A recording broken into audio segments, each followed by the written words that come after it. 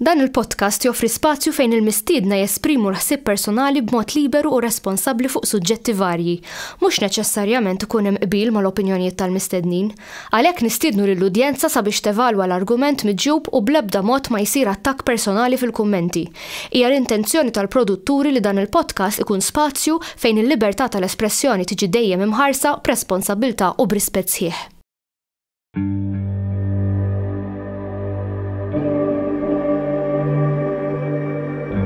Perhaps we need some outside universal threat to make us recognize this common bound. I occasionally think how quickly our differences worldwide would vanish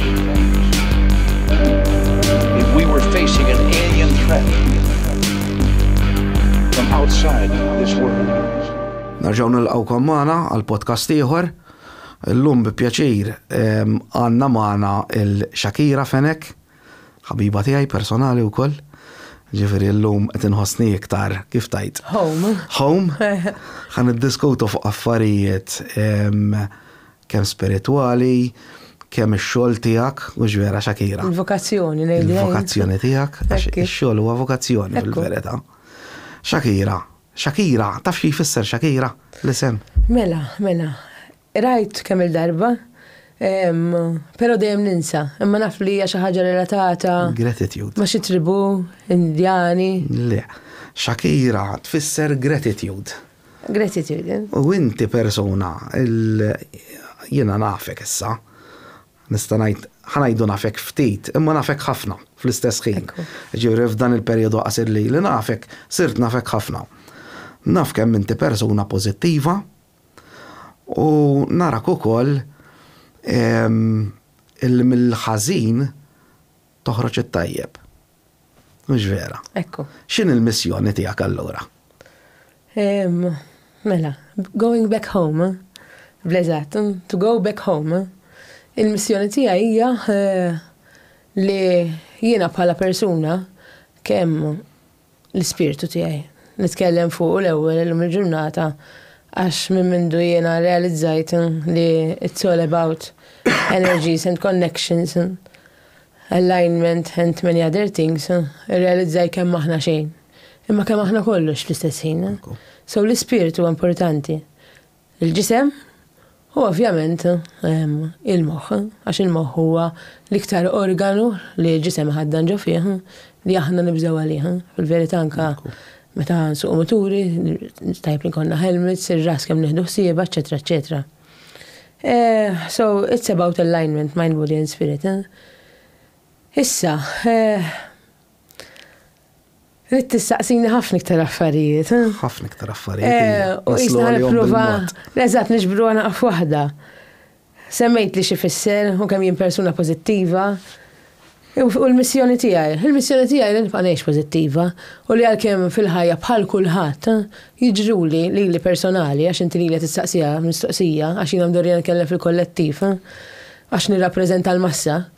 Jiġruli u jiġrulna affarijiet l-istess imma sfortunatament għax aħna qegħdin hawnhekk fil-mument ngħixu f'compounds għal rasna u din id-dinja din il-matrix li qegħdin taħta ġabetna litteralment inħarsu biss jew għalina, jew nkella minn ma nafu għal kulħadd imma mhux għalina. Mela allura b'dik l-esperjenza li jiena għext fil-passat tiegħi għax inħossni għext xi żewġ ħajjiet oħra jiena li mhijiex biss li għext f'din id-dinja wkoll. Ngħid li le I'm here this time to make it right at least. L-ewwel issa jkollok il-kommanti fuq il-podcast għax infaqqa bl-Ingliż u bil-Malti. Suit yourself. Mela, ġifieri ċertu kliem ma tistax tgħidhom bil-Malti, jielek naraħħa wkoll. Aċċettajtu. Le. Pass dawk mill-ewwel. Normali, kemm il-darba tanki, ġifieri hawnhekk.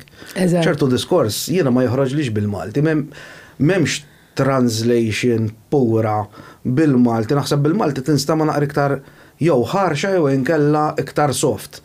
Allora it-terminoloġija Ingliża kultant naħseb naraħħa iktar tagħmel sens. Jien prinċipju tiegħi dak li nħossnikom dan nesprimi ruħi bih.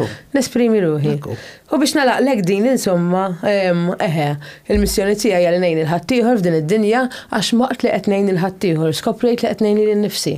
U dik hija the ultimate of being in a state of self-actualization.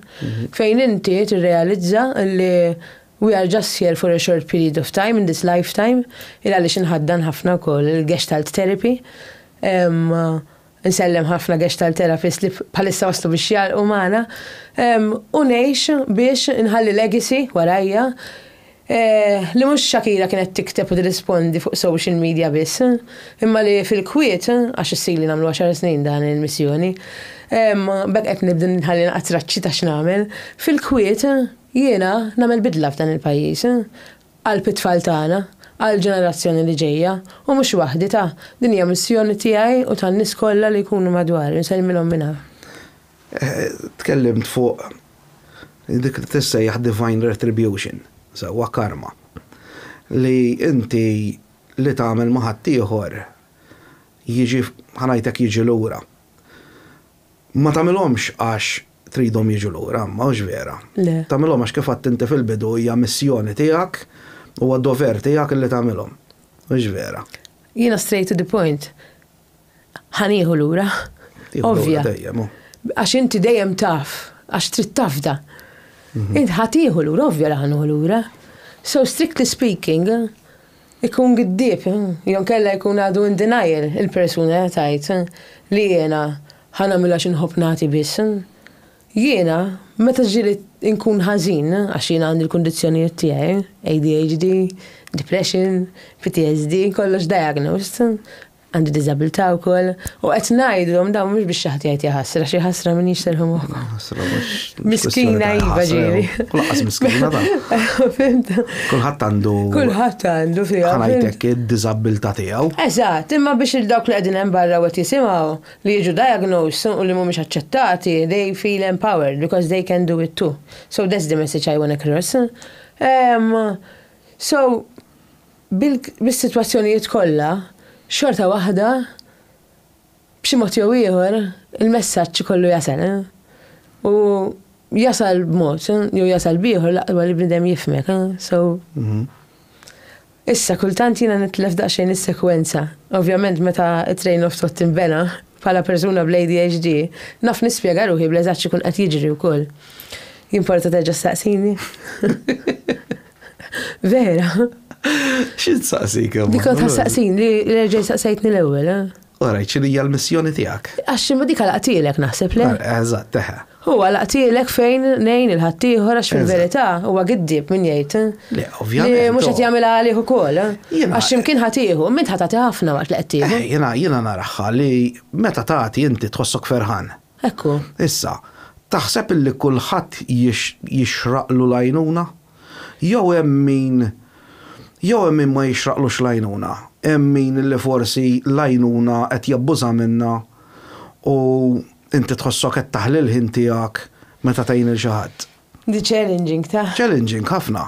Fuq ta' qabel. Bħala umana qed ngħidlek, bħala umana. Jiġifieri onestament, għajli inti jekk hux kulħadd jixraqlu l-għajnuna. Għax imbagħad ħanajdlek għalfejn naħseb il-lejjin. Vera challenging. Ġieli kellek esperjenzi fejn inti ejn xi ħadd. L-ewwel qed jiena nara ħafna nies, ikolli ħafna sessions fix-xogħol tiegħi bħala NGO, naħdem ġo NGO u nintaqa' ma' ħafna nies. U kif tkellimna fil-privat nagħmel coaching ukoll, life coaching, soul coaching. Dawn nintaqa' magħhom kuljum jiena. Però tiftakar dejjem li peress li għadna li hija vokazzjoni u missjoni għal dak li konna din ngħidu qabel hija il-ħajja hija mhux fejn ħanasal bħala destinazzjoni, għax qatt ma nafu fil-verità. Destinazzjoni. Imma hija l-missjoni, l-azzjoni minna nnifisha. Mela fuq dak li għadek kemm saqsejt, tant kemm tiġrili din, illi Alla ħares ma jkunux it-terapista tiegħi, il-psikjatra tiegħi, coach fuq l-ADHD u mentors, ġifieri. U kemm tkun humble bħala persuna professjonali li taħdem fis-settur fejn naraw ħafna uġieħ u jiena nagħmel ħafna advocacy fejn jidħlu drittijiet tat tfal, jiena ngħix biex inbiddel il-liġijiet fejn jidħlu drittijiet tat tfal.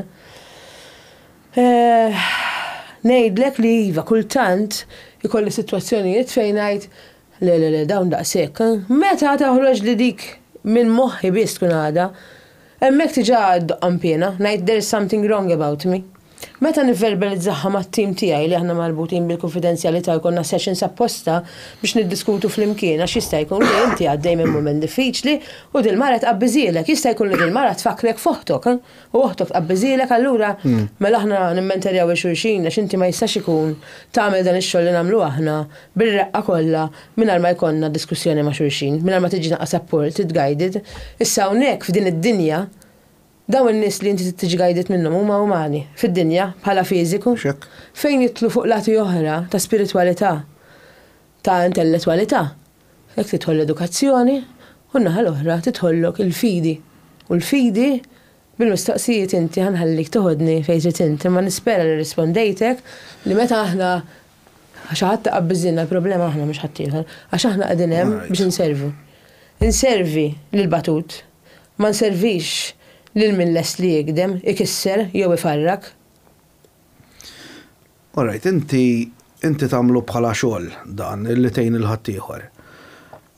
Ħammur fuq individwu differenti li mhuwiex xogħol u li jgħin il-ħaddieħor, imma għax jien inħoss moralment obbligat illi ngħin il xi ħadd. Jien kien hemm sitwazzjonijiet f'ħajti fejn għejnt nies illi dawn in-nies minflok tgħinhom u jitalmu jew jieħdu minn dak illi tkun għejnthom inti, ngħidlu jiena jobżoqlok fuċċek, ħajdu kif inhi bil-kelma Maltija pura, sewwa, li ġifieri jibqa' jaqa' tgħinu jgħidlek iju għandek raġun ħan inbidel u jibqa' jarġa' jagħmilha. Jiena bħala individwu m'iniex ġifieri trenjat bħalek assolutament xejn, ma jiena nipprova ngħin. U meta bniedem nibqa' naraħ li dejjem jarġa' jieħu panċer. Alla tgħaddix minn hemmhekk għax hemm dik il-ħofra, jarġa' jgħaddilek minn dik it-triq u jarġa' jieħu panċer. Fl-aħħar ma taqtax qalbek u tgħid isma' jiena ħanaqbad ngħid. Jien daqtajt qalbi għax kien hemm nies fejn għalaqtilhom il-bib. Letteralment. Realistikalment, jisek tista' taqbad dan il-kuntest li daħħaltni fih u taqsmu f'sitwazzjonijiet differenti. Kif dejna nitkellmu l-ewwel, tista' tħares lejh minn element ta' compound ta' familja sa' social connections, ix-xogħol u nistgħu nitilqu fuq hierarchy. Is-soċjetà, il-cults ġas-soċjetà, ir-reliġjonijiet differenti u da jista' jiġi applikat kullum kien. Fil-verità, jekk ma tkunx trenjata u jekk ma tkunx persuna riflettiva, inti on a surface level, meta daħat paċenzja s-sinti jina nafek ukoll lilek, żgur għandek ħafna paċenzja u kompassjoni. Però meta nkunu qegħdin fid-dinja u qed nirrealizzaw li kif qed tiġi proġettata il-behavior tiegħu fil-konfront tal aħna li qegħdin noffru, inti awtomatikament tgħid qed naħli l-ħin, qed ngħajja, aħjar nagħmelek x'imkien ieħor. Hemmhekk ħatibda l-ġerni tar-reflection. Is-sinti fuq żewġ binari. Dan il-persuna jista' jkun li mhix tifhem għax problema psikoloġika. U mweħħel x'imkien fil-ġerni tiegħu. Jew inkella hemm problema fisioloġika. Jista' jkun li hemm problema intellettwali u tista' tibda tifroq dak li nagħmlu aħna. Imma meta tneħħi kollox u tħares bil-kumpassjoni, l-ewwel ma rid tkollok kumpassjoni li kien nifsek. Għax jekk inti dal-persuna qed jitriggerjak, tittieqaf tipprova tgħin lil kulħadd. We can't save everybody. Jien ikun nixtieq fl-office ikolli pakketta maġika. U ġieli taf kemm noħodha ma' xi ministru, ma' xi avukata jew avukata. Mhux kulħadd għandu grazzja miegħi, mal-pulizija. Minn di end illum wara 10 snin nista' ngħid li kollha jħobbu jaħdmu miegħi u jien insellmilhom kollha minn hawn. Għax wara kull persuna professjonali hemm bniedem. U bekk ngħid tittara miegħek innifsek, tkun kompossjonali miegħek innifsek u tgħid dajn qed jitriggerjan u jiena ma jixraqlix li nkun irrabjat f'din is-sija u nofs nintaqma' dik il-persuna. Fil-privat nażel ftit nies li nħallihom jieħduni f'dak il-post ta' rabja. U dak jista' jkun forsi r-raġel tiegħi, jew inkella it-tfal tiegħi, jew inkella ommi, jew inkella ħuti. Ir-raġel tiegħek nixxerjaw jiena u inti. Nispera li le. Kemm niċċajtaw vera. Kemm ħelu. Il-lallu bellu. Nselmulu mela minnaw. Mela ma nselmulux. Il-lallu. Burnout. Burnout. So fimta dik irridu nkunu realistiċi. Fimtek. Hemmhekk nistgħu xi darba nagħmlu Tgħaddi sessions minn sħiħa burnout kif. immalti. Jien ngħaddi minn burnout u naċċettaħħa. Jien naħseb illi n-nies bħalek tant jisimgħu. Għax ovvjament min jafx tisimgħu. Illi intom naħseb intom stess tgħaddu minn dik il-fażi fejn inti tħossok għajjin għax qed tassorbi l-enerġija ta' ħaddieħor vera.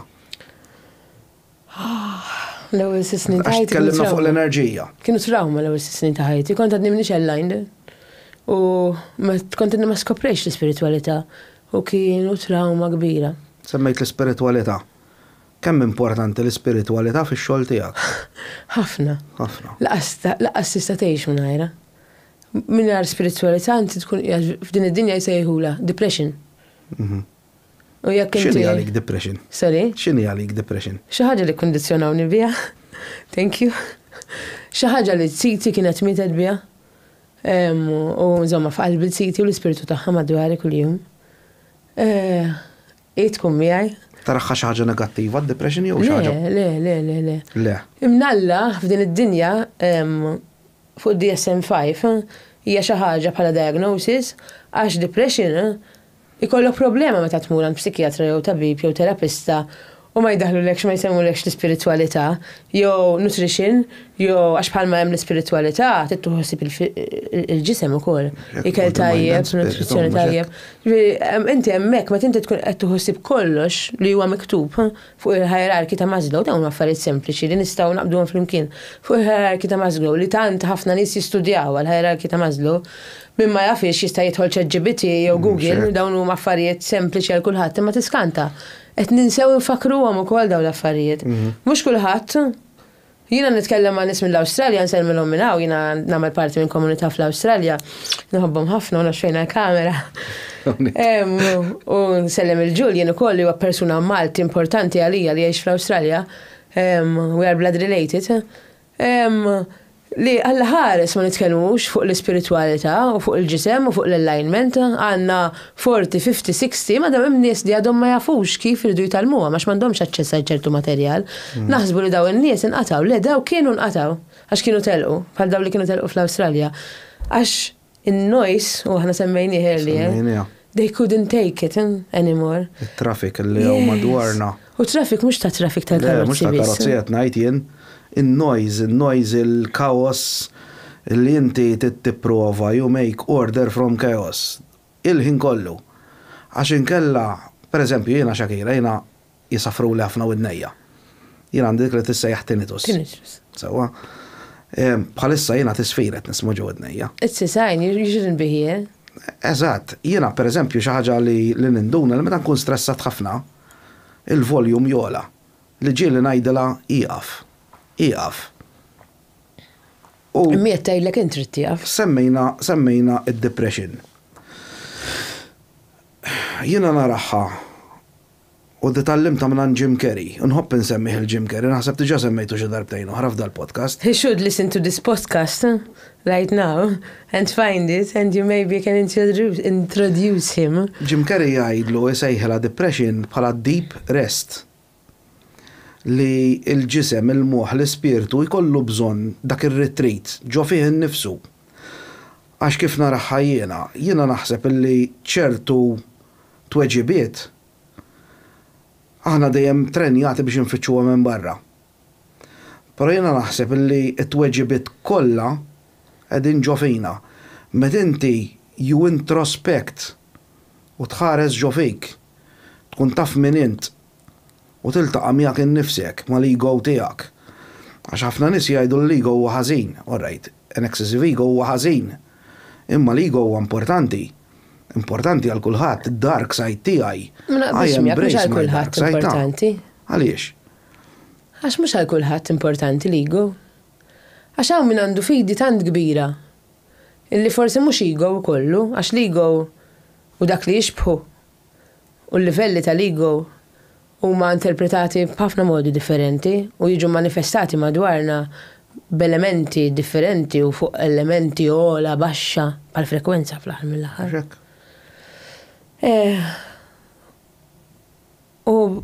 Pero naqbel ma dak kollu li qed tajt, pero waqaftek fuq l-ego jiena, u ħanħallik tkompli tispjega li daqsxejn inti għax kienet qed toġobni dak li bdejt fis-sel train of thoughts tiegħek. L-ego li bdejt ngħidlek jiena hija li jekk inti ma jkollokx ċertu ego, inti ma jkollokx isu rispett lejk innifsek.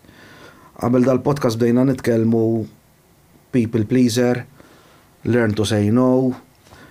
Kultant nara ħajjina li mhijiex faċli għal ċertu nies, nitkellem għalija, to say no. Fil-passat għamilta. U ħassejtni aħjar, iktar rilassat meta bdejt ngħid le lin-nies, però bdejt nitlef affarijiet oħra għax everything comes at a price. Imma jiena naħseb li l-ego huwa importanti għal bniedem li inti titgħallem tirrispetta lilek innifsek, għax jekk ma titgħallimx tirrispetta lilek innifsek, ma tistax tirrispetta l-ħadd ieħor. You have to learn to say no. Step your foot down. Jien naraħ importanti ħafna dik. Naqbel miegħek perfettament, però tra l-dire l-fare c'è l-lungomare. Għaliex imma? Għax m'hemmx fil-verità Via di mezzo? Mela, għandna kollox għandna l-iswed u għandna l-abjad. Imma through our journey, through your għax inti tkellimt ukoll at everything it is introspectional. U naqbel miegħek perfettament. It-triq, is-soluzzjoni, il-risposti kollha hawn ġew qegħdin. Hemmhekk qegħdin. Għalfejn there again mind, body and spirit. It's all about us from the inside. It's all about your childhood. It's all about how you think, your principles, your values. It's all about how you're going to see things, what you're going to allow. Issa, inti semmejt it-tinnitus, ħanaqdu għan ftit zaħira f'daqqa daw l-affarijiet. Il-ġisem qed jaħdem verament tajjeb tiegħek, għax fil-verità jgħidlek slowja. Il-idek tmur il-bot. Il-qudiem, se tajt ekku. Sew kienet jgħidli ġismi. Is-soqgħod attent kif ħanitkellmu hawnhekk, mhux ħanejlek Shakira qaltli. Għax l-ego tiegħi mhux bżonn jus, ma niglorifikanix. Kieku kont xi ħadd li niglorifikani, għax fuq il-podcast tiegħi għadni qas podcast tiegħi ma nista' nibda jien tant kemm m'hemmx ego. Issa, kultant naqbel li għandu jkun hemm naqra ego, kultant ma naqbilx. Dejjem nippruvaw f'kull xi ħaġa li ħanamlu biex ma nidħlux f'depressjoni, biex nġibu rispett lilna nfusna, biex nitalmu nibbilanċjaw, forsi la ngħidu lew, naqqas ngħidu iva, ma forsi ngħidu at this moment in time, it's all about communication, at this moment in time, nipreferi illi ma niġix niltaqa' miegħek, għax tant kemm għandi proġetti miftuħa li nixtieq ħin adekwat għalik, ħanalaq daw, u nkellmek minn hawn u sen oħra, kun realistiku. Jekk dik il-persuna u ħanieħdok lura fuq dik il-mistoqsija li għart li worth it li nibqgħu naħlu l-ħin, jekk dik il-persuna għadha mhux lesta biex tisimgħek. Jekk dik il-persuna m'għandix ġuħ, tiġix tikol għandi. Interessanti ħafna. U għalaqni kollox din. U self-respect jiġi hawnhekk. Mhux għax għandi ego, qed ngħidlek li ma nistax niltaqa' miegħek. If you wanna get loose, when you want come back. Għal xiex, għax jien m'iniex qed nistenna xejn minn għandek għal xi ħaġa oħra saqsejtni inti. Jiena qed intik biss. Allura awtomatikament f'10 snin inservi minn qalbi. Kien hemm momenti fejn ma kienx minn qalbi, ma kien hemm momenti fejn ma kienx minn qalbi għax ħassejt pressure minn huwa l-aktar minni. Li ġalni nagħmel ċertu affarijiet anke fi żmien il-COVID fejn jiena tkanun jaqsam. Sorry kont nagħmel mossa ħgara. Ma importax, tagħmel li trid hawnhekk. Kulħadd jaf li jiena naqra rebelluża, dabek jiena nikkonsidrani bħala spiritual coach vera ribelli. Ir-rebellion jiena naraħħa bħala xi ħaġa vera sabiħa, jiena naħseb li l-edukazzjoni b'rispett. Ovvjament jien minn dejjem kont bniedem rebellos ħafna. Jien f'kollox irrebellajt fajti, f'kollox. Ġifieri jiena jekk il-ġenituri tiegħi kienu jgħidu li abjad inkun ngħidilhom iswed. Up to a certain extent. Up to a certain extent. Ġifieri mhux għax jiena ovvjament jekk inti ħad tiġi tgħid isma' taqbes minn fuq dak il-pjanu għax ħad tikser saqajk, mhux ħammur naqbes minn fuq dak il-pjanu li naf li ħanikser saqajja. Jiena qed ngħid illi ir-rebellion hija tajba. Le. Għax inti if you conform, ħadd inalaq ġo kaxxa. Inti taf li jena qiegħed fid-dinja tal-arti wkoll forse nista' nissejjaħ bħala artist ukoll. Jiena qas kaxxa m'għandi. Jien m'għandix kaxxi. Ilhom jgħidu bil-kaxxi. Dejjem isemmu għax tinalaq ġo kaxxa, jiena x'kaxxa. M'għandix kaxxi jien. Vera bħalissa fiżikalment qegħdin ġo kaxxi, ma by choice. Ma dika xi ħaġa eżatt by choice. By choice. Imma li inti tingħalaq in a box mentality kif inħobb ngħid jien. Sewwa? Meta inti għandek ċertu twemmin u ċertu dogma u s-soċjetà għax dik hija n-normalità. X'in in-normalità? X'in in-normalità? In-normalità hija dik li għalmu fl-iskola. Dik li għalmu fl-iskola, normalità li tgħallem ir-reliġjon. Li sara television. Issa mftaħna ħafna ma fil-ġenerazzjoni tagħna. Jiena ma naraħħix għax illum mftaħna ħafna xagħira. Jien illum taf kif nara il-bniedem dejjem jgħaddi skont il-moda. Dak li qabel konna naraw ħażin, illum sirna naraw tajjeb jew aċċettat. Ma jfissirx li għax illum aċċettajni ħsar tajjeb. Le, żgur li le. Sewwa, pereżempju, case in point, tattoos. Inti bħal imħażża. Kemm hawn nies li jħarsu lejna, sewwa, u jgħidu dak jiesaħ. Samur jgħidilhom illi jiena.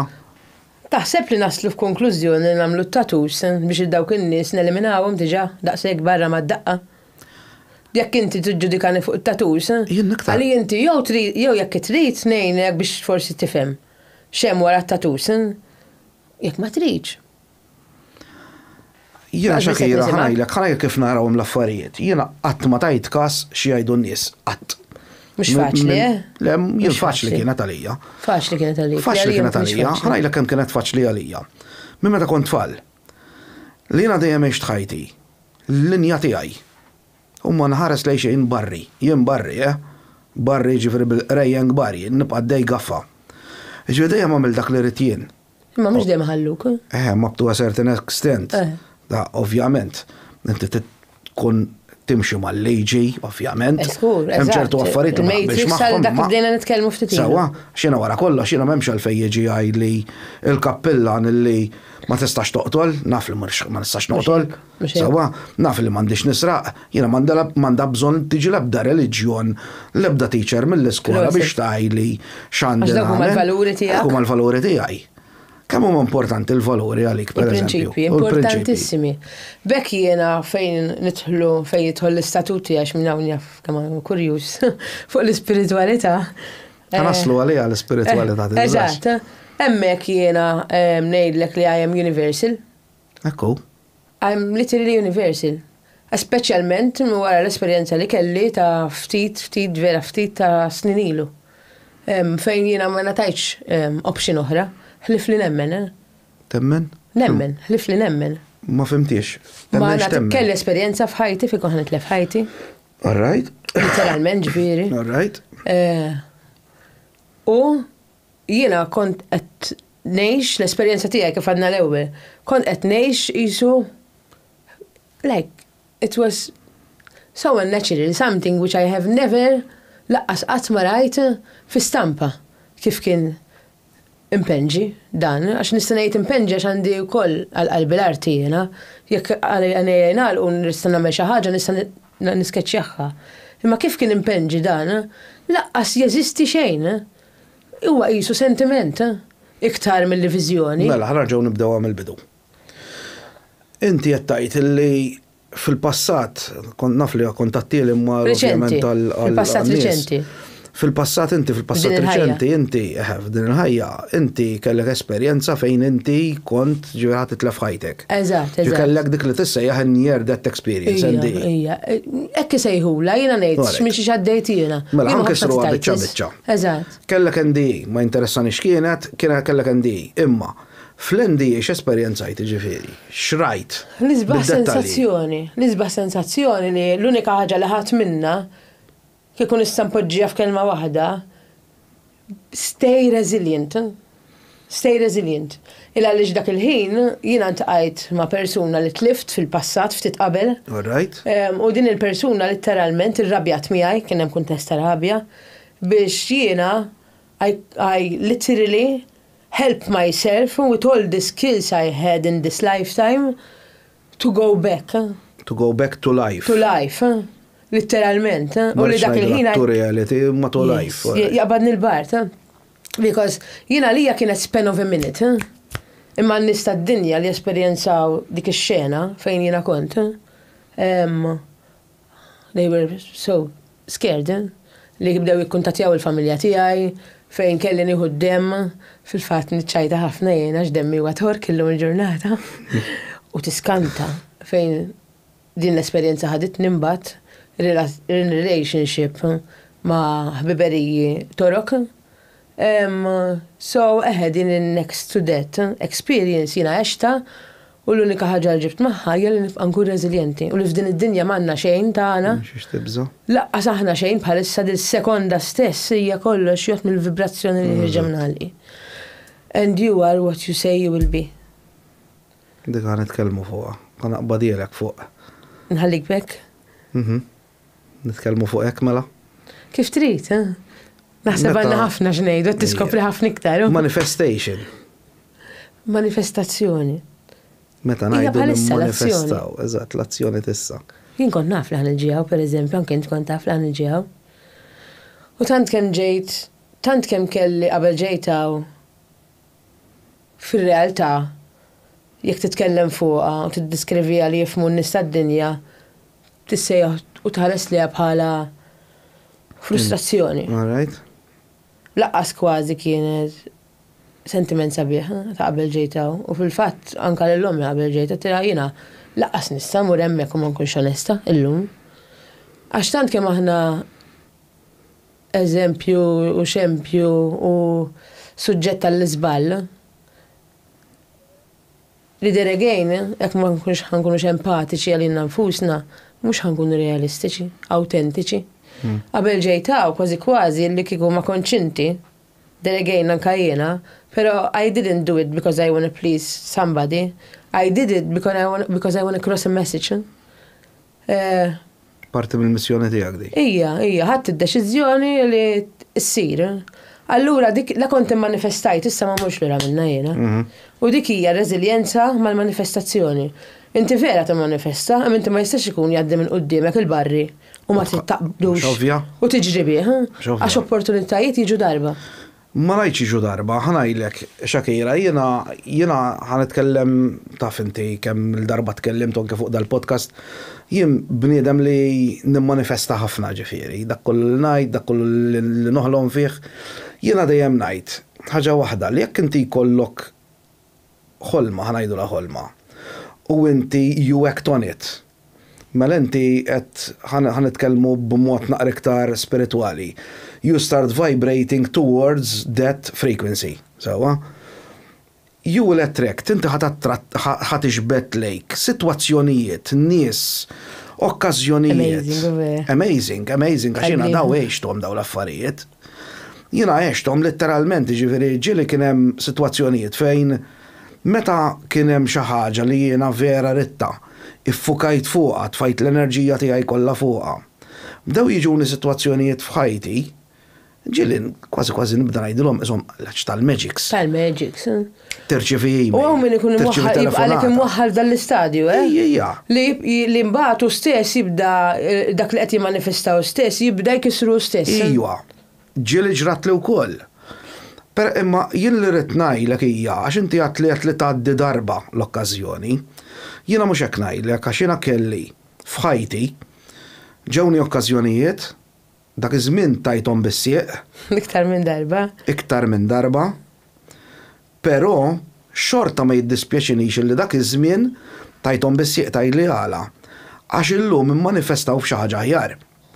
Imma il-problema hija di kif naraħħa jiena. Saħħa jkun hawn minn ma jemminhomx dawn l-affarijiet ovvjament. Li jiena naraħħa. Jien ngħid li mhuwiex podcast għal widnihom daw kieku jekk ma jemminhomx. Eżatt, ma jarawx dal-podcast għax ovvjament aħna nitkellmu fuq daw is-suġġetti. Jiena ngħidlek illi jekk inti titla' fuq trejn u inti minn tasliema rid tasal il-mellieħa u inti għaddejt il-mellieħa u bqajt sejjer iċċirkewha. Sewwa fuq din il-bass ħalma ngħidulux trejn, fuq din il-bass. Imma you were meant to go to mellieħa, it-triq lura jitwal mbagħad. U iktar diffiċli. Però jiena dejjem ngħid hekk, il dak kollu li rrid ħdimt għalih tfajt l-intenzjoni tiegħi, tfajt hemm barra, ma qatx niġri wara ġifieri bħal miġnun, literalment I simply let it go. U din hija l-magic word li di għallim li persuna let go. U darba kien qalli let go, let God. ċaġek. Issa aħna bħala nisa ta' xnejdu. Għaxum pat tinsix naqina feminista naqra wkoll. Nejdu we don't chase, we attract. Ekku, u ekku. Kemm aħna ekku għandi grupp ta' nisa hekk ta' aħna. Lemma, We don't ekku, chase, vera. we attract.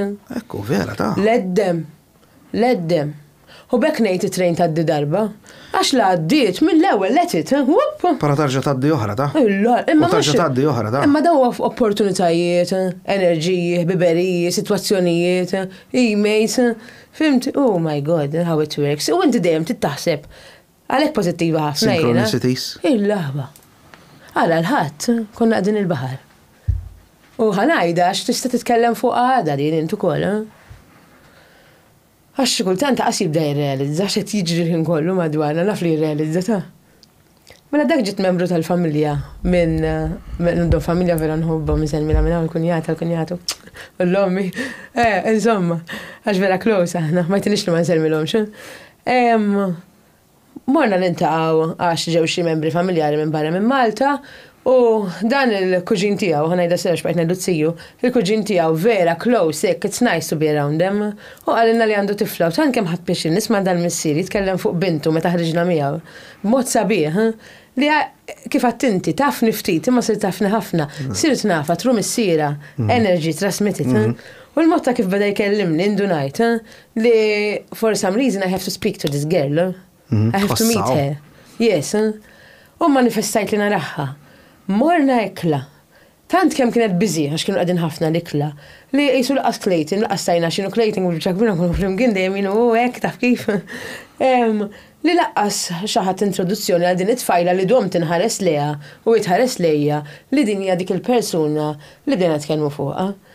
Meta l-għada, għax dak kien is-sibt il-ħadd morna l-baħar, il-ħadd taw ħin kollu ta' jiġru, il-ħadd qedlu Clayton, qedlu Clay, qedlu dik min kienet dik it-tfajla jiena.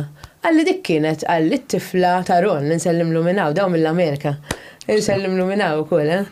Għatlu l-alla, għatlu allura ma nix maħħa, għatlu vera xtaqt inkellima. Għalli li għalli jiena għatlu vera, għatlu kienet busy, għatlu hija m'hemmx nagħmel jiena. Immurġiex passi waħdi bil-qiegħda. I felt her so close by, no joke. Li jien I denied that feeling, I let it be, just serve me. Mux ħanajt imma l-fejt naħseb hekk, imma serve me. Fim? Tista' saqsi Clayton jgħat miegħek, ħajkun jgħat miegħek għada naħseb. U daw ġraw ħafna, jekk ħafna nies jaraw dal-podcast, intqajt ma' ħafna nies fajti fejn at that moment in time I had to interfere. U kellek bżonnhom dak il-ħin. U kellhom bżonnhom dak il-ħin. Yes. Naqbżu jien il-Clayton ma' tfal bdejn nikkontemplaw kemm hu kiesa il-baħar. Biżnax ridna xorta nagħmlu għawra tmus tal-jum. We are great amazing parents. U naqbżu fuq blata. Naqbżu fuq oħra. Ninżlu fl-ilma u jien ksaħt letteralment. Nara l-ditfajla qudiemi tilab maż-żgħir. Ħaj, badna konverzjoni. Ħadd kombinazzjoni. X'kombinazzjoni?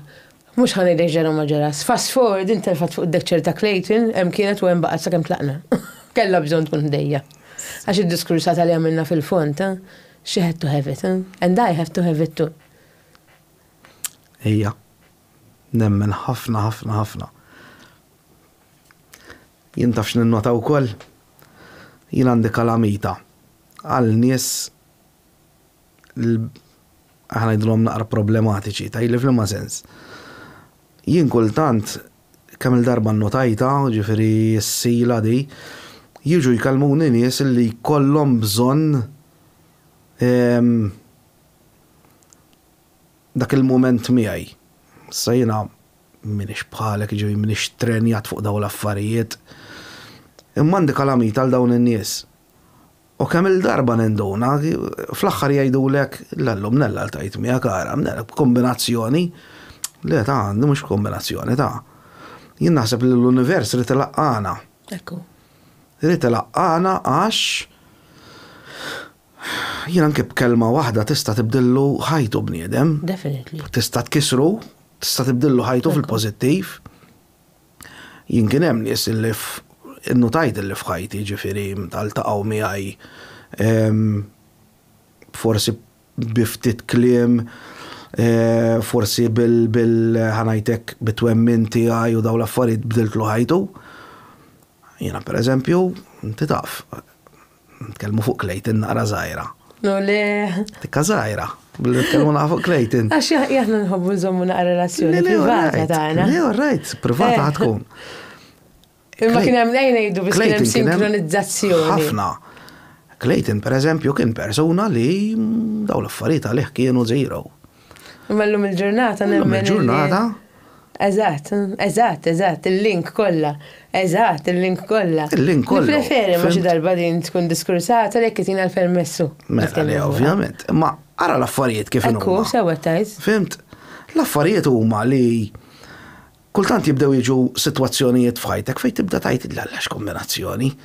Jien m'għandniex nemmen bil-kombinazzjonijiet jiena li huma synchronicities. Għax kulħadd fid-dinja jitlob. Ejja ngħidha nitkellmu fuq il-Kristjani. Jiena m'għamda il-reliġjon Kristjaniżmu nħadnu għal-qalbi ħafna, però bħal ma tgħallimt inħaddem ir-reliġjoni l-oħrajn ukoll. L-aqwa jagħmlu l-ġid u l-paċi. I don't care who you are. L-aqwa tagħmel ġid u l-paċi. Anyway, so ejja ngħidu l-Kristjaniżmu ħa. Il-valuri tiegħu huma kbar, il-valuri tiegħu huma sbieħ, però tant kemm jitolbu li mbagħad meta jiġrulhom disgrazzi jieħduha kontralla wkoll. U bħalma jiena xettika u ġieli nżbalja u ġieli nidaj, qabel kont nidaj ħafna jiena llum kontra da. When I am super scared, naf nidaj. Jekk trid nitkellmu fuq Clayton, l-iktar ħaġa jitħaq bija Clayton meta jiena nidaj. Għax passata jgħaddi bija. Jitini xaqata għal Mosè, u Mosè rasi ma nafxala, dejjem. U ġiri nidaj bil-kuluri kollha, imma rrid nkun vera, batni on a flight mode mill-ewwel. Għala, because we go to revert to our worst. Issa. X'nistgħu nagħmlu? Xejn. Tittaċċetta r-realtà, li għalkemm inti titlob, inti taqla grazzi wkoll. Imma fil-Kristjaneżmu nara ħareġ kultant il-fidi tagħhom tisparixxi meta jgħaddu minn momenti diffiċli, fl-iktar momenti diffiċli għandna nitolbu. Għax inti meta titlob, meta nitfa' l-enerġija, fl-ispiritualità tiegħi nitfa' l-enerġija. Jien illum il-laħwa kemm nibatu sħabi u min jafni u nies li naħdem u niddilja magħhom, kollha jafu kif nittrasmetti l-enerġija, kif jien niġbora, kif jien antija. U ma noqgħodx ngħid għax ġiri jgħiduli. Reliġjon inti. Għalik ir-reliġjon xi tfisser? Meta nitkellmu fuq reliġjon, xi tfisser? Set of rules and principles. All right. Without idolizing nobody. Crowd control qed tgħid. Crowd control. Crowd controlling huwa ekra. Crowd controlling fejn jidħol l-ego u nippermetti li nnifsi li ngħid kliem bħal jiena salva l-ħajja tan-nies.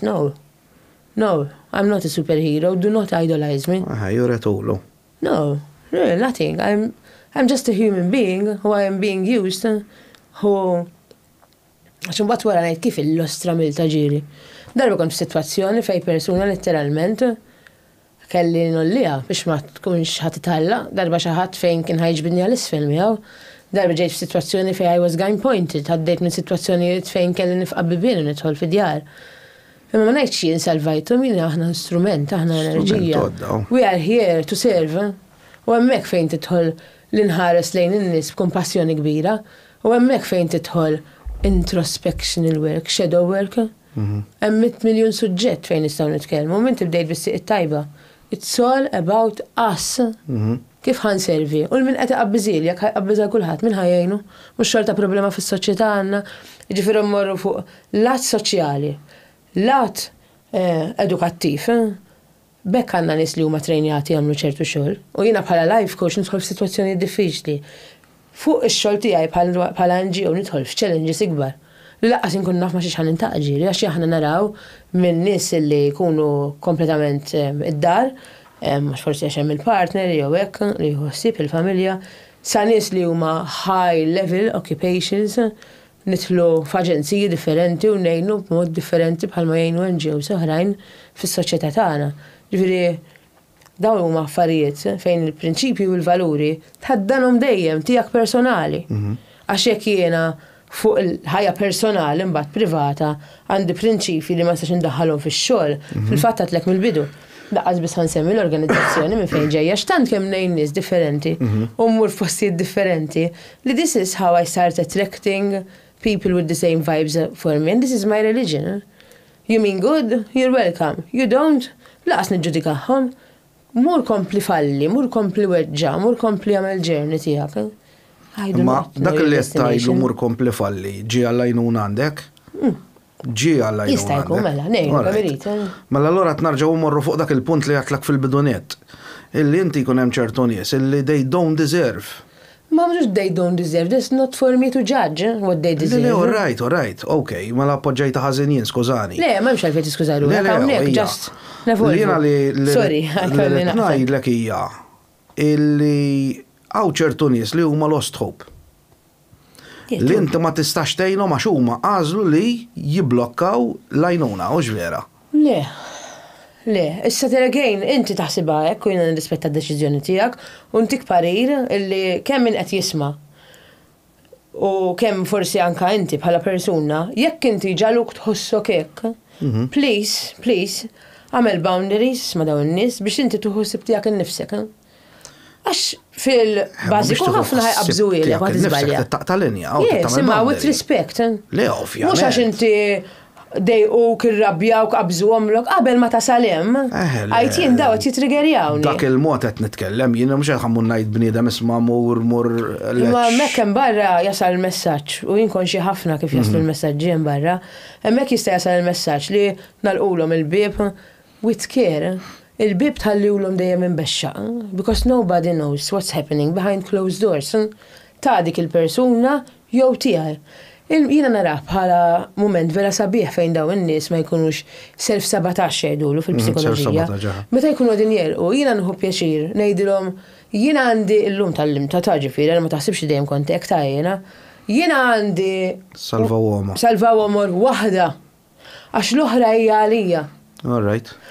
Meta vera tkun trida please itlobili. Ħanajdlek għala, jekk inti tkun fuq ajruplan u l-ajruplan jiġi hijacked, x'tagħmel inti? U għandek lill-persuna għażiża ħdejk, u din il-persuna għażiża hija aġitata. Tħol fin-nar għaliha. X'ħad tagħmel l-ewwel? L-istruzzjonijiet li tik l-ajruplan huwa biex taqbad. Fik innifsek l-ewwel ovvjax ma tkunx tista' tgħin anke ovvjament. So nis li jridu jisimaw, jekk jiena sempliċement ħanajdilhom di parentesi waħda, ngħidilha jiena għandi Salva Uomor waħda. Jekk inti vera mingħajr ma noqogħdu nidħlu, u x'inhu jekk u jinġra li jekk le jiena ma nħallix dik il-persuna ddaħħalni fil-great storytelling tagħha biex noqgħod nereq magħha u jekk qed tinduna anke facial expressions jinbidlu l-enerġija tieqaf tinbidel boundaries. I want to respect myself, nemmen li għandi eyes of glass mbagħad.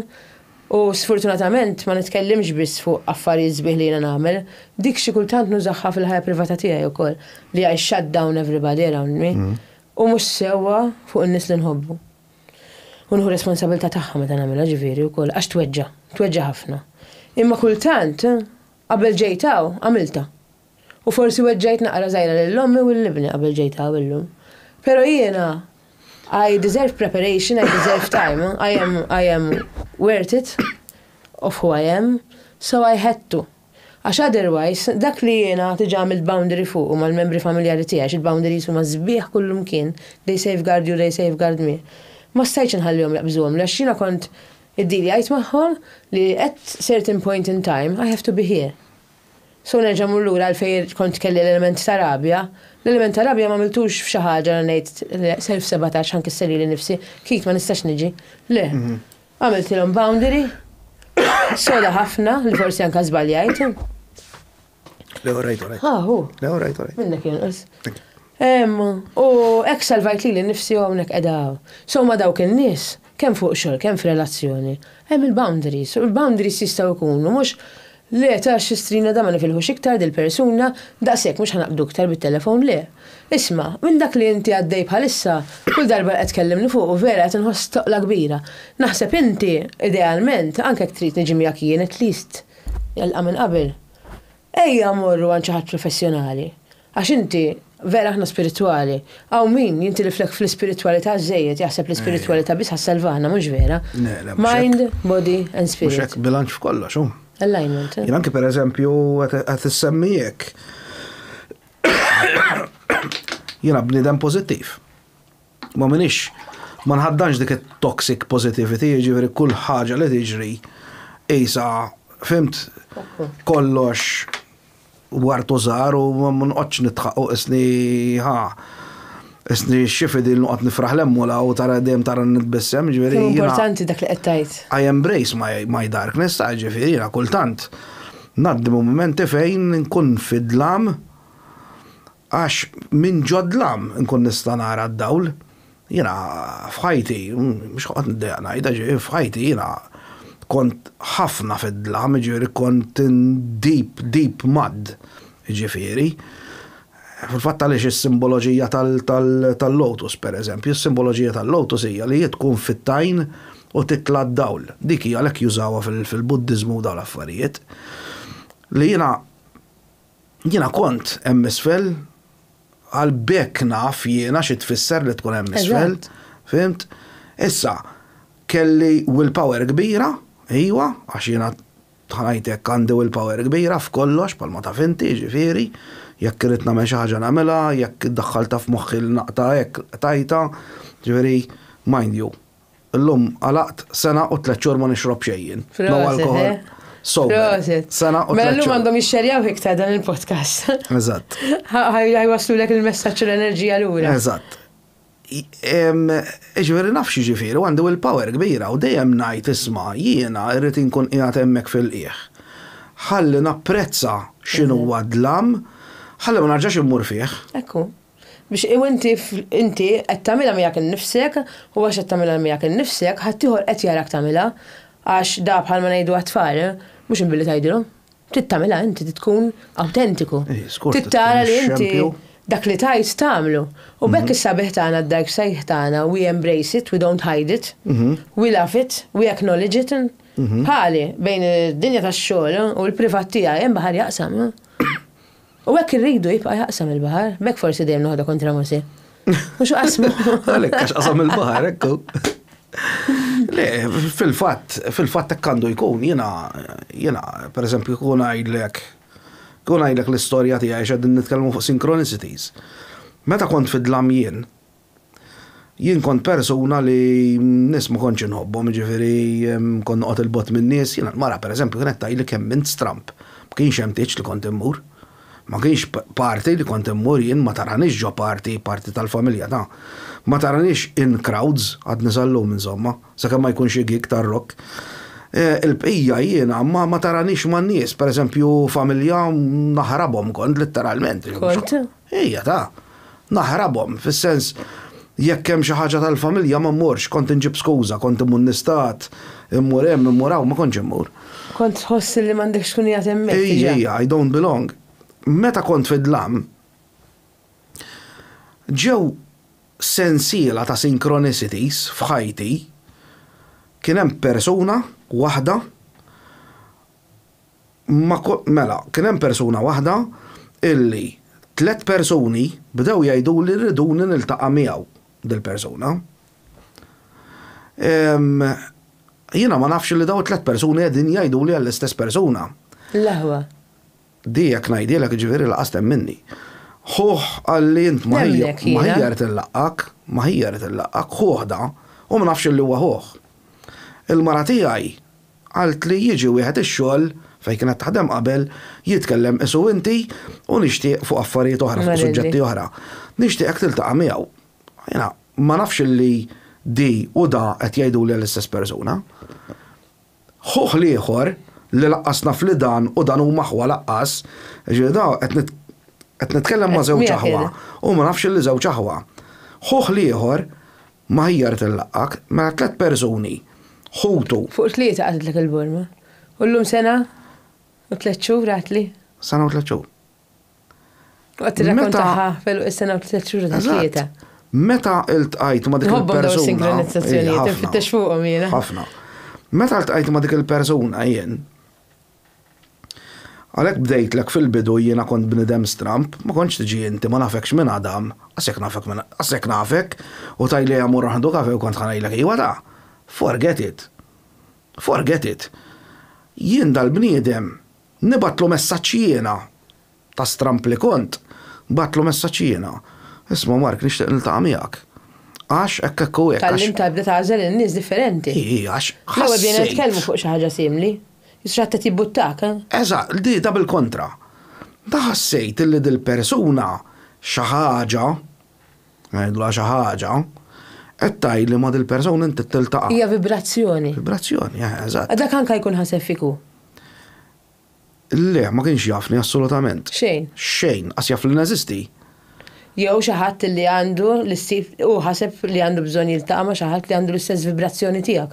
Dan huwa persuna li jgħin ħafna nies bħalek li qed jagħmel missjoni wkoll fajtu. Vera. Ġifieri. Napprezza ħafna jiena dil-persuna ħabib kbar niltaqgħu darba fis-sena, ġeneralment Halloween niltaqgħu. Darba fis-sena niltaqgħu. Għax il-ħbiberija jiena mhux għalfejn tiltaqa' kuljum jew darba fil-ġimgħa darbtejn fil-ġimgħa. Jien għandi ħbib tiegħi li ma narhom 5 snin u kif niltaqgħu ġifieri isna. Meta ltqajt miegħu dil-persuna kont fid-dlam. Dak li mqalli ma tanix la mediċini, la mill-magic spells fuq xejn. Letteralment. Kelli l-cockpit mitfi u bil-kliem li beda jgħid li bdejt nixalu waħdi. U minn hemm imdilt, ġifieri dat nitkellmu 2011. L-ħwa. Ġifieri qegħdin nitkellmu 13 years ago. Meta kont fid-dlam jien. Illum m'għadniex fid-dlam. 13 years ago. 13 years ago. Kemm għandek 1-3. Tagħti kasom kida l-affarijiet. Ħafna jiena 11-11 naraħ il-ħin kollu mhux koljum tal-11-11 il-ħin kollu. Allura taħseb li dik kienet l-awakening tiegħek? Mela. L-awakening tiegħi fl-ma sens. Le, l-awakening tiegħi kienet meta kont fid-dlam. Hemmhekk kienet l-awakening tiegħi għax kelli bżonna li nkun qiegħed hemmhekk. Importanti. Ħafna jaħsbu ħassax kunu qegħdin fid-dlam, jaħsbu li mitfun. Mitfun daqshekk. Hemm dik il-saying li tgħidlek I thought I was buried but I was actually a seed biex nimbet. Eżatt. U hekk ma jrid ikollok dik li attinti r-reżiljenza. Reżiljenza. U l-willpower. Hija ma dik ir-reżiljenza fid-dinja spiritwali, inti tista' titgħallem titlob għaliha wkoll. Inti ma titlobx għaliha biss meta jfettillek tkun xi ipokrita minn dawk. Li meta jfettillek tmur il-Knisja. Jew għax għaddejjem minn ħażin taqbad titlob il-Ġesu, kulħadd juża hekk miskin il-Ġesu. Vera. Ġesu nsibuh ta' żejt u n-nies. Bħal l-att kollha l-oħra. Għax għalija kull min ma jgħid li huwa ta' ċertu reliġjon u mbagħad imur kontra r-reliġjon tiegħu stess fejn jiġib il-moħqrija, fejn jiġib il-nibeda, fejn jiġib l-abbuż, fejn jiġib il-mandamenti. Orrejt, ma japplikawx kollha għalina. Sewa, għax kun universali li ma japplikawx kollha lik il-mandamenti. Mint bħalma tagħmel meta titlaq mid-dar, x'indem tkun realistiku. Tieħu li trid mid-dar tiegħek, mbagħad dak li ma servikx tħallihem. Fil-psikoterapija jaħdmu ħafna hekk, ħallihem. U dak li servik issa ħateħdu fil-familja tiegħek. Minti jekk ħatoqgħod tagħmel self-sabotage semmejniha l-ewwel ukoll, ħatoqgħod iġġib traits ħżiena mill-familja tiegħek. Forsi ommok kienet persuna alkoholik, fimt? U għax ommok kienet alkoholik, inti kont kellek rabja kbira u sirt alkoholik ukoll. Ma kellek rabja kbira n-nisa għax ommok ma servitekx. Ma tajx każ forsi li ommok kienet alkoholik għax missira kien jaqli bila, qed tifhem? Però taraħ. And you go to that pipeline? Taraħħalli mhux bil-fors.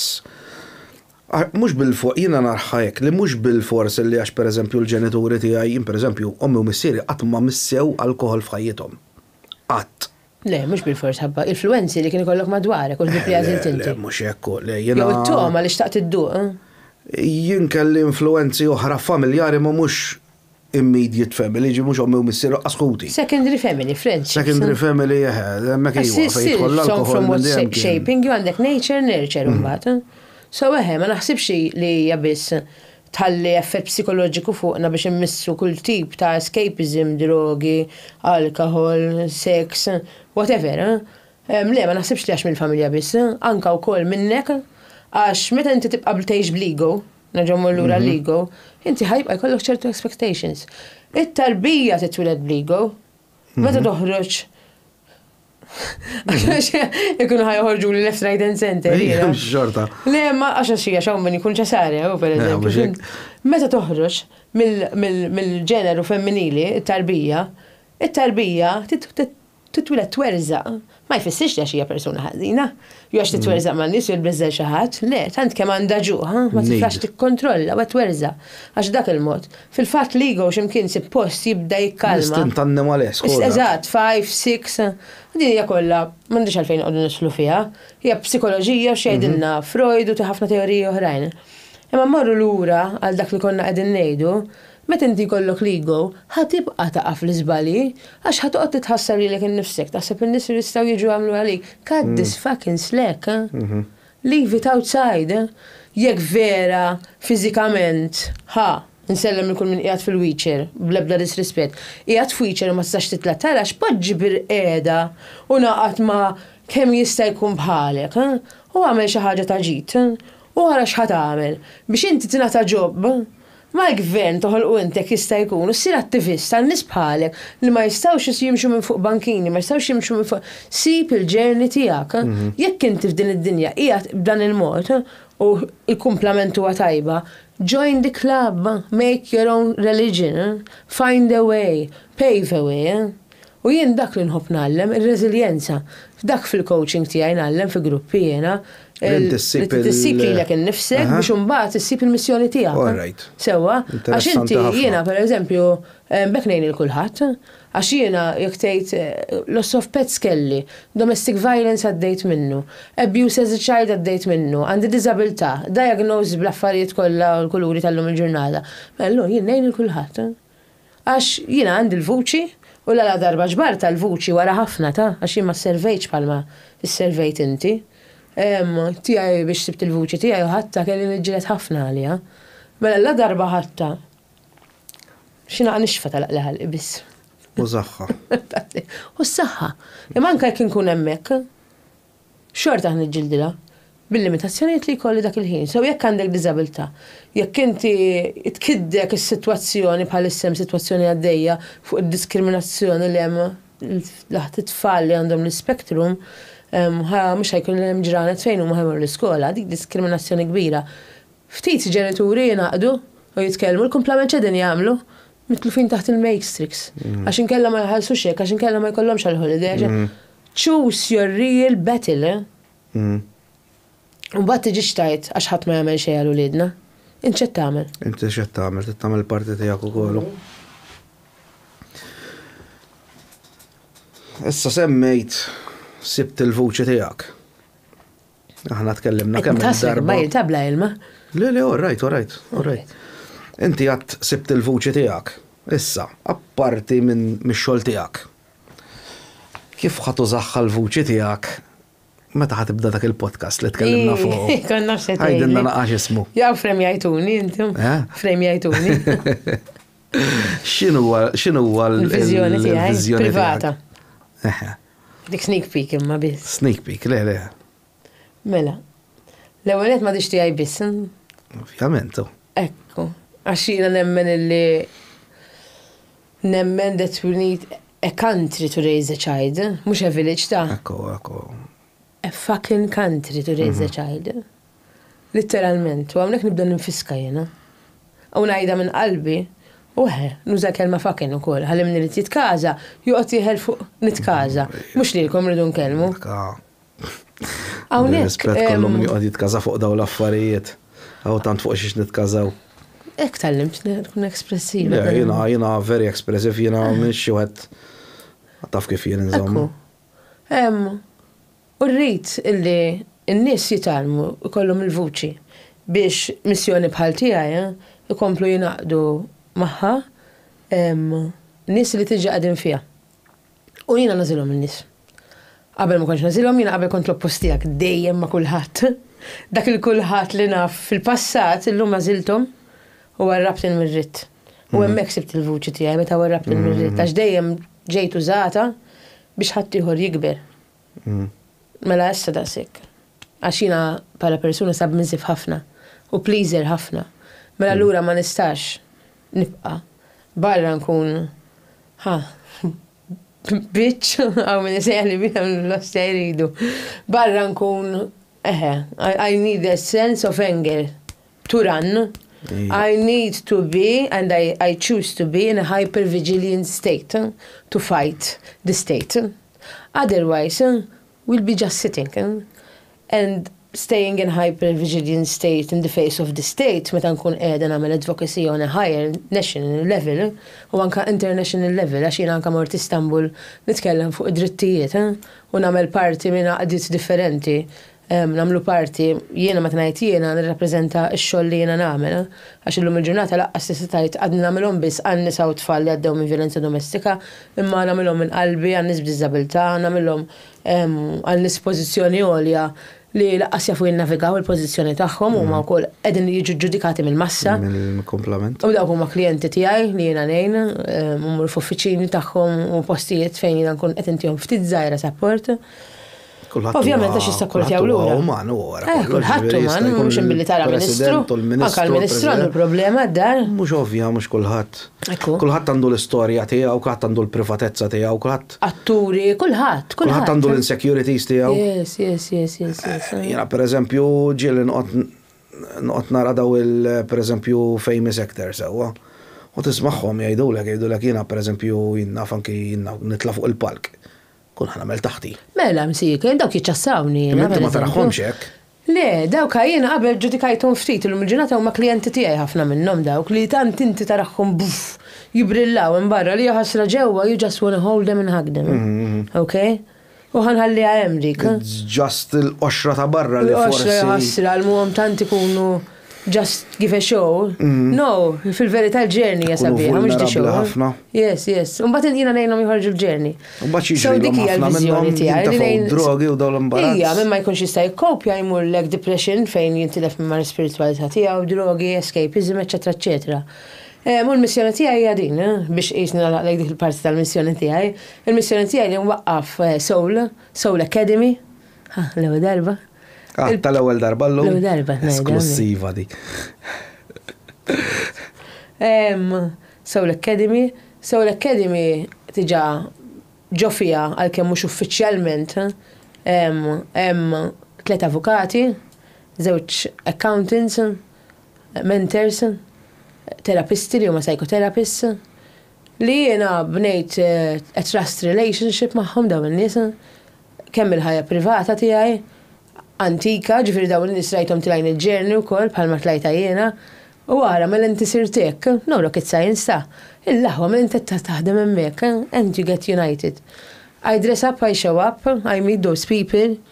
Bħala coach, ħafna minnhom jiena intihom l-skills tiegħi huma jtuni l-skills tagħhom, iżda kif xi ħaġa interessanti nagħmel jiena u li ħadd tkun tagħmel Soul Academy, l-skills tagħhom mhux ħanżommhom għalija.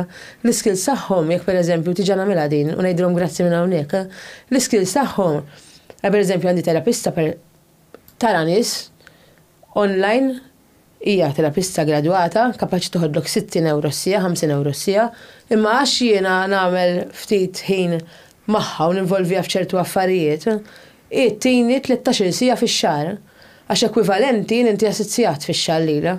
U jtgħidli daqskemm qed issibhom il-growth tagħha qed jerġa' jiġri, għax I am quite challenging. I don't sugarcoat shit. If it's like that, it's like that. If you think I'm wrong, you have all the right to access him, her, our community. Għala xi ġmiel.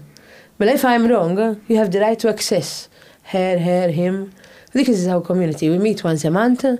Hemm nies li jkunu għadhom qegħdin madwar, inkun qed nanalizzahom kważi through our journey u x'inkun qed nanalizza l-prinċipji, l-valuri tagħhom u din hija komunità.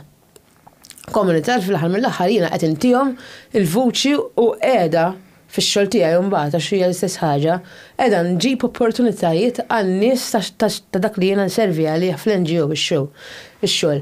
Ġifieri minn hawnhekk jiena qed irressa l-affarijiet b'xejn il hawnhekk u hemm element of synchronization and movement. Għax dawn in-nies il-biċċa kbira jkunu qed jintilfu fil-professjonalità tagħhom jew jkunu jridu jikbru għax diġà huma star seeders, star growers ukoll, ġa kisru ġenerazzjoni huma. Billi flok inħallsuhom bil-flus inħalsuhom bil-intuhom aċċess għal ċertu esperjenzi, per eżempju ħana ma' retreat dal-waqt, dak huwa fl-NGO u għandi bżonn ħafna sponsors, ma kollha ġejji waħedhom. Jiġu tajjeb. Ullallu. Alla jbierek. Biex jagħtu hemmhekk, eżempju ħanġiblek għandi ħabiba tiegħi barranija di fil-bidu tal-karriera tagħha laqas kellha karriera u Malta ntqajt magħha, intqajna fi klabb terġgħu tajt, meta this is not your place where you have to remain jiena, għalt li għalfej taħseb hekk, għatla inti għandek glow kbira u kellimta kif kellha bżonn tisma' nkellima li laqas jinstess kultant ma nafx qed ngħid. Kunx taf xi. Li għal bdejt marrelli kif ħireġ dad-diskors. Programm dak. Thank you. So għaligo mhux jiena kont. Ngħid xi ħaġa ġo fija ħadmet hekk dak il-ħin. Don't thank me, thank you if you're going to take action on it. Din tqajt 3 snin wara magħha għalt li dak id-diskors li kont għatli u kont batni nfittex x'imkien għax batta tisma' lil-Dr. Ramani jiena, għalt li fil-ħajja tiegħi llum ġurnata għandi ħanut. Ħaniftaħ ieħor Paċeville. Din llum kull ma nitloba it-tina. Għax tgħid li jisni kont I seeded something into her brain. U bekk in-nies ma rridux noħdu kontrihom għax lekk inti m'intix lesti tisma'. Ħallini nitfażerrija fik. U ma tagħmel bija li għax jien m'għandix igo ma rrid xejn minn għandek. Jekk inti vera tittismejja, il-bija taħli li xejn lili. Il-proġett tal-podcast. Il-podcast issa qiegħed naqra on the hold għax forsi uffiċjalment nista' ngħid ukoll fix-xogħol tiegħi fl-NGO għax jew timmanifesta ħaġa u jibda ġej ħafna. Ħadna l-fondi mill-Commissioner, mill-Commissioner ta' Domestic Violence, u iddeċidejt li l-ewwel nagħti l-enerġija tiegħi fuq il-podcast tax-xogħol għax jiena devota ħafna li x-xogħol tiegħi u għandi missjoni hemmhekk li rid nalaqa'. Għandi anke dar fejn jiena u Melli ninselmina minn hawn hija d-direttriċi tagħna għandna ħafna l-qalbna flimkien mal-kumplament imma qisha hija ġerni din tad-dar ukoll li ħafna nies li jissapportjawna fondi kbar eluf kbar. Ma tajt dar fil-ma sens x'tilqgħu fiha? Ma kontx biħsibni nitkellem fuq imma id-dar ħatkun letteralment xi ħaġa li qatt biss ma kellna minnha Malta juqqas fl-Ewropa ma kellna minnha. U ħan nagħmel qisu eżempju ta' x'ħatħoss fid-dar meta tidħol mhux ħatkun x'ħatħoss. Isek tħalt id-dar tan-nanna l-min kellu ċans esperjenza n-nanna. Hemm it-sijiet xaħat bida miegħek il-homework, hemm il-bolma fuq in-nar, kell dejjem lest, però hemm ukoll in-nies professjonisti. Jiena d-dija d-dar tan-nanna ta' fejn trabbejt jien kien ikollna ħafna professjonisti, ħafna politikanti, għax in-nannu kien rabbina fil-ħna jiena tifla li trabbejt fil-każini. Bekk għalija mhux problema nkun bejt ċorma rġiel. I act like a man outside. It's fine, mux imbilitarani femminili ħafna, I act like a man. Imma mbagħad fil-privat tiegħi I'm a very, very, very, very, very woman. Kej timbixxi ma jaf dik il-parti tiegħi. U m'għandix problema laqqas inwaqqaf li xi pastas li jipprova iżeblaħ id-dera tiegħi għax nidher bħala mara, m'għandix problema xejn. U dawn in-nies ġast niblukjahom mill-ewwel. Meta tajt femminista, x'inti għat li l-ewwel inti femminista. Fl-ma sens femminista. Għax dik għaret tinsaqsilek fil-bidu ma badna. Alright. Kemmu sabiħ imma flow ta' conversation bħal din? Mux kullħat jifima conversation bħal din. Tista' tkun bi-speed. Eżatt. Jiena feminista fil-vizjoni tiegħi bħala feminista. Soul Academy, Soulcast, jiena bħala mara bil-ġerni tiegħi minn dak li għaddejt minn daw il-4 decades li kelli. Nikxef li għandi 40 sena, ħallihom ħajġu. Short time ħajġu. I know where we're going and it's amazing. Bħala femminista norbot mal-kunċett tal-viżjoni tiegħi, mill-ġerni tiegħi bħala mara, fil-privat tiegħi irrid noħroġ l-element li jiena mara. And it is not a disgrace of being a woman. It's a disgrace to be a woman in the wrong environment. In the wrong environment. It's a fucking. Malix, fl-ma sens, elaboraħ ħadi in the wrong environment. Fil-mod soċjali tidni elaboraħ biex in-nies tad-dinja jifmuna.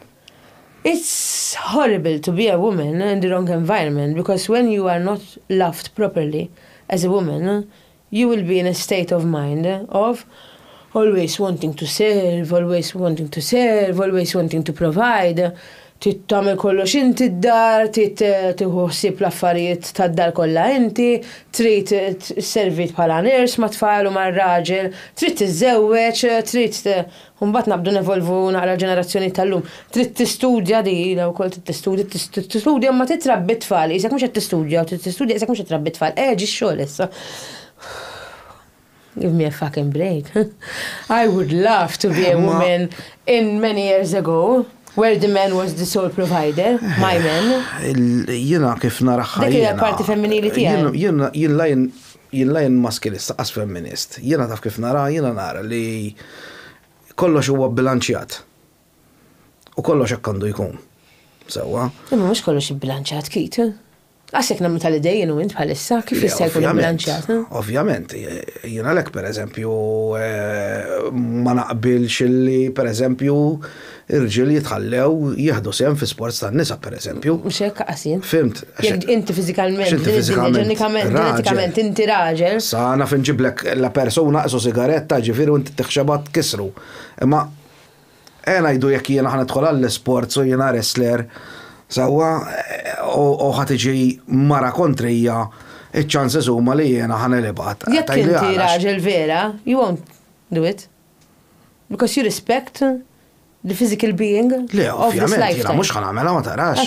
Jien kieku nkun naf li pereżempju ġiet mara qudiemi u naf li hija bioloġikament mara, jien stess ngħidilha ma rridx tipo.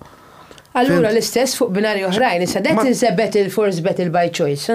Fejn jidħol fil-kuntest tal-li jiena nħossni li għandi ħafna x'naqsam fuq, fejn jidħol fil-kuntest ta' violenza domestika, per eżempju, I am strong about it for the most vulnerable l-lum il-ġurnata. L-lum il-ġurnata kważi u jihdu jollijom kam iridu. La l-irġiel, ħolqas għan-nisa. Għax in a lifetime kulħadd għandu choices, u l-lum għajnuna ħafna. Imma mmur fuq it-tfal. Għax jekk m'għandhomx, it-tfal jiġu expose għal xeba fuq ommhom illum. La dan ippretendu npoġġi fuq il-bank tal-iskola, jiffunzjonaw daqskemm tiffunzjona l-mara. Daqskemm ħajfunzjona r-raġel tax-xeba. Ħadd minnhom ma jiffunzjona. U aħna għadni kemm għamilt kors dil-ġimgħa, fil-bidu ta' dil-ġimgħa. Imma kieku taf kif ġabni nirrealizza kemm qegħdin il-bot, ħafna l-bot hawn Malta. Mela għandek istituzzjonijiet fejn jgħidu illi persuna nalaqdieta fuq violenza domestika, persuna li għaddejja minn violenza domestika waqfet minn mal-partner u mhux ħaniftaħ imma tipikament ħansemmu kas tipiku. Għandek ir-raġel li refa' jdejh u għandek il-mara li qalet ix-xeba. Il-biċċa kbira tkun saret iktar minn darba la sirna nafu bihom u t-tfal ikunu l-hom jiġu esposti. La sirna nafu bihom seraħ moħħok li di ma ġraġ darba. Rari ikunu dawk il-każijiet li ġraw darba u jalla li dawk li tiġrilhom darba jmorru jagħmlu jirrapportaw mill-ewwel. Ħajwaqfu ħesrem hemmhekk għax di m'għandix issir għax raġel vera fiżikament għandu jkun jaf li ma jistax jagħmilha la fuq it-tfal u laqqas fuq in-nies għax fiżikament ma jfilħux għalih. Daqshekk end of story. So ġara dak hemmhekk. Meta dan fil-kuntest da ġara, barra minn Malta ġa qed jirrikonoxxuh dan li f'sitwazzjoni bħal dik it-tfal għandhom jitpoġġew f'safe space mill-ewwel u għandna naraw mill-ewwel il-ħsara damage li saret, mentri hawn Malta għadna qegħdin bliġi fażulla u kulħadd kontrija ta' għax kulħadd jintaqa' miegħi bil-moħbi. U tixtieq fejku. Għax sissa ħadd ma għandu dak il-kuraġġ li forsi għandi jiena. M'għandix problema ngħid. Li nibqa' nafas li qabel ma' children's rights isiru fuq top level of decisions that we're going to take in this coming leġislatura l-ġdida li qed titfassal bil-mod in-mod. U nitlob ħafna lihom in-nies li qed ifasslu għax dawn il-policy maker għandhom stress kbira fuqhom. U qabel ma nieħduhom bis-serjetà, I will not back down. Illa lix ma jihduwiex, illa lix ma servix għal-massa, għax il-massa huma nies bħalma għadhom kemm inkixfu għandu jkun jalla kienu x'qegħdin hawnhekk. Fejn xi ħadd qal fejn huma l-attivisti. Kien hawn jiena ma niftakarx l-ismijiet. Kien hawn xi ħadd hawnhekk minn għalija. U qal fejn huma l-attivisti, fejn huma l-attivisti tan-nisa. Fejn tkunu intom meta aħna nkunu qed niġġieldu għad-drittijiet tan-nisa u t-tfal u anke l-irġiel. Fejn tkunu meta aħna nisa u rġil tar-rida tajba, qed niġġieldu għad-drittijiet tal-familjari tiegħek li qegħdin isofru wkoll għax inti għandek livell politiku li għandek deċiżjonijiet għolinhom tixtieħu the right decision that is serving humanity when it's serving peace. U b'dan il-kuntest biss tista' tieħdu fuq livelli ogħla anke barra minn xtutna. If you're not serving peace, you're part of the problem. U hemmhekk imorru lura għal dak li ftaħna bih. Irrispondejta? Imma tiftaħ paradoksi oħrajn. Ovvja, Pandora's box. So qabel ma jkollna vera tindif l-ugwaljanza ta' bejn iż-żewġ sessi temmen bi, ovvjament. Le? Femminista u ma nemminxu. Le. Ma nemminx, m'għandux ikun hemm ugwaljanza. Da fil-ħajja privata nipprattika ħdan sewwa. Mela, let's break it down. Jiena nemmen il-raġel għandu abiltajiet differenti minn tal-mara u l-mara għandha abiltajiet differenti minn tal-raġel. Sorry, forsi ħanajt xi kliem. Jiena nemmen il-raġel għandu funzjoni fid-dar u l-mara għandha l-funzjoni tagħha. Ma jfissirx li ġifieri jienek il-mara tqabbadni naħsel il-ħwejjeġ. Għasna fejn uħġi maġin. Jien kikun bħala femminista ġew ħiltlek tqabbadni. Ġew ħiltlek fil-kelma ta' tqabbadni.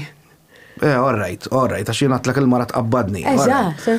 Ma ħanajlek. Jekk il-mara ma taħdimx, iżomm komdu biżżejjed biex iżomm mad-dar, awtomatikament li għandha tuħu pjaċir tażel prodotti. Xakira, naħseb li sfortunatament li l-ħajja li qegħdin ngħixu hija diffiċli l-mara ma tkunx taħdem, apparti minn da, ma nidħlux fuq kwantu ta' flus. Ekku. Jiena naħseb li anke l-mara hija importanti li taħdem biex jiżżomm ruħha għad-ġurnata u daw l-affarijiet kollha. Għal min juhu pjaċir u għal min irida, għax hawn min ma jridix. Tajli ġifier inti tu pjaċir tmur għax-xogħol, jien hu pjaċir għada fil-għodu nqum, mmur ħdej il-baħar, u rajt jew dawra bil-karozza, u mhux imur għax-xogħol. Ġifieri. Għalhekk titfittex vokazzjoni mhux xogħol. Il-vokazzjoni tiegħi tħallini għada. Ma mhux kull xogħol huwa vokazzjoni laqqas. Mhux kull xogħol huwa vokazzjoni. Ħafna xogħlijiet. Imma lekk inti imbagħad meta jkollok a certain element of alignment. U tkun enlightened at a certain point, you need to let go of things. Like, studjajt biex insir financial advisor, u studjajt għal-accountant, u għadjajt naħdem fil-finance. Taf kemm ikolli minnhom dawn nies jiena? Ħafna. Jikollhom xi 25 minn tal-fejn studjajt għax missieri għax ommi. Għax hekk kont naf, għax dak iż-żmien dak kienu jippromuovu. Ħa nitkellem fuq personali. Jiena sakemm kelli 14-15 sena, kieku kont insaqsi l-isħabi tal-iskola dak iż-żmien kollha kellhom pjan, jien irid insir avukat, jien irid insir hekk. Kont tiġi fuq kont għajlix li tissella tikber. Alla konna jlek jien naf. Mhux li jiġi. Vera ma kellekx hekk laqqas idea. Xej. Laqqas forsi tgħid illum niftakar li kont impenġel u rastaqt ninsir pittur. Ara.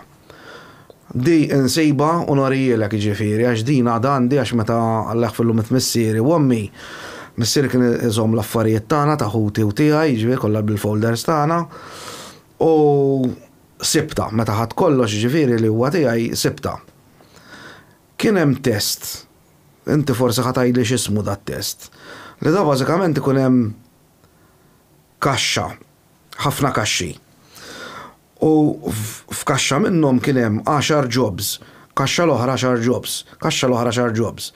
U inti tittirrenkjhom mill-1 sa 10 minn għalija. U mbagħad fl-aħħar tittara. Nsejt ismu dat-test, imma kien jeżisti, ma nafx għadux. Niftakar li kienu għamluna xi ħaġa simili wkoll l-iskola, x'aħna tempar xulxin. Jiena kont il-preferenza tiegħi kienet ħaġa tal-iskantament. L-ewwel waħda fotografer. Il-laħwa. Proset. U kif darba jiena xogħli mhux fotografer u jiena m'iniex fotografer kummerċjali, ġifieri jiena min jaf jiena fotografer artistiku sewwa fuq fine art fotografijat. Ġifieri ma qas noħlom għal immun nixbet in-nies pereżempju. Żgur li le. In-nies ma jogħġbunix biex nixbet. Ġasibt il-vokazzjoni tiegħek għax naħseb tiegħek qed tesprimi. Dak iż-żmien kienet fotografer, artist u soldat. U soldat. Issa, ma sir xejn minn dak kollu jien. Jiena narak qoddimi jizek soldat, palissa li bes l-aħdar, kombinazzjoni tal-armi. Li. Hemm element of structure fik. Li għandi ħanajtek element li nħobb ċertu affarijiet avventura u dawn affarijiet u l-armi ġivi da kollha. Ġejt ispirat, ġifieri tħadd affarijiet iżbieħ, ma ma sirx soldat. Le ma sirx. Accommodajt, so off Matrix one. Eżatt. Għala naqrab, mela bekk ħallejt lilek innifsek u forsi anke għal dak naqal li tkellimna l-ewwel, bekk tajjeb li tkun pożittiv. U bekk nażel li nkun pożittiva. Bil-mistoqsija tal-ewwel. Jiena ma jiddispeċini xejn milli għamilt f'ħajti ta'. Għalhekk għand m'għandu jgħalfejn jiddispeċik xejn għax inti you are coded beautifully. U dak li inti tixtieq tagħmlu fil-ħajja privata tiegħek. Eżatt. Il-fotografija, l-affarijiet li tixtieq tixxihom, għandek mara brillanti, għandek tifla tal-ġenn. So fejn jidħlu dawn l-affarijiet, mhux għax ma jkollniex komplikazzjonijiet għax in-nies ma nkunux nilhom masrum. Kulħadd ikollu diffikultajiet, but you always have chosen family and you are fulfilling your needs by fulfilling their dreams as well. Sewwa, għax aħna rridu nażlu għal minn ngħixu, u inti għażilt li qed tgħix għal dawn in-nies. U daj xi ħaġa sabiħa nitkellmu fuqha xi darba. Issa, imma you're not denying your needs. Ġibt affarijiet mit-childhood dreams tiegħek, so kemm inti paċi forsi qed ma-childhood, taħdem f'xogħol fejn iva xi kultant pax-xogħol tiegħi, kollha kemm huma xogħlijiet itina sodisfazzjon, ikun challenging, inħobbu n-nies li naħdmu magħhom, hemm relazzjoni fix-xogħol, hemm xi ħaġa sabiħa qed issir. Għax bħali, irritu marriċ, ġiri ġuni momenti fejn għajd daqsek. Ġini ġu momenti fejn għajd maduf, jisni laqqaset imur ix-xogħlina, xi pjaċir. Imma dik hija r-realtà, bekk il-grounding sabiħ, bekk li nżommu saqajna mal-art sabiħ, il għaliex il-ħajja il-ħin kollu.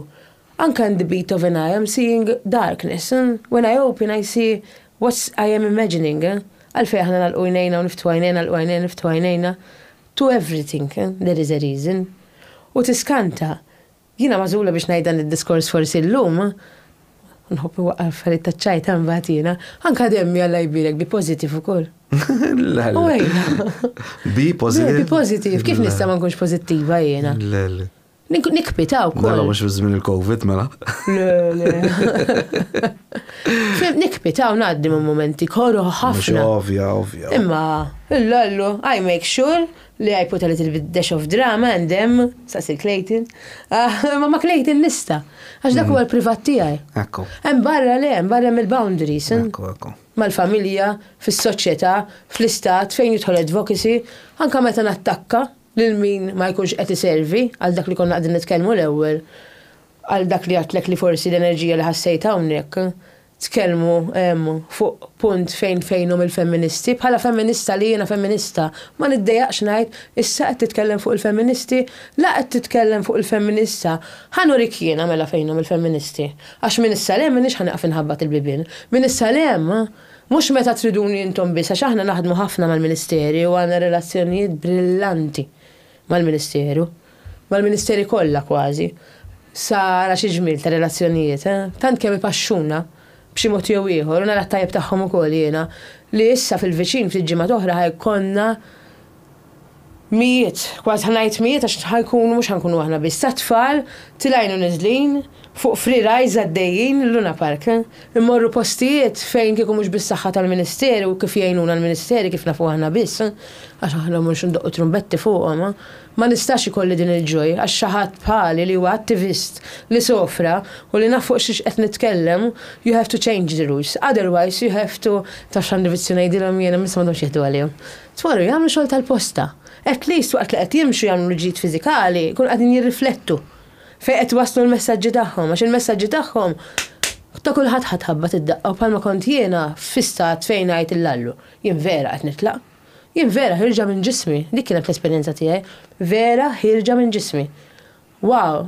U nintaqa' mal-persuna li kelmetni u fejn li ġibbatitni lura. U nemmen, li ntbagħat lura għandi ċans ieħor, bħalma ħajkolli ħafna. Dik kienet l-esperjenza li rittajli? Dik kienet. X'imkien kollha antihom l risposti jiena. Kollha. But in my timing, because it's your timing, I cannot force you to do anything. Diskursata interessanti. It's mal min għandu l-ġu. Diskursata interessanti ħafna. Ta' tiżżid xi ħaġa oħra? Le. Nalqu hawnhekk. Inkomplu minn hawnhekk, thank you. Proset, eh? Thank Thank you you. ħafna. You're very welcome. Thank you, Shakira. You're very welcome. Grazzi lil kulħadd. Narawkom għall-jmiss.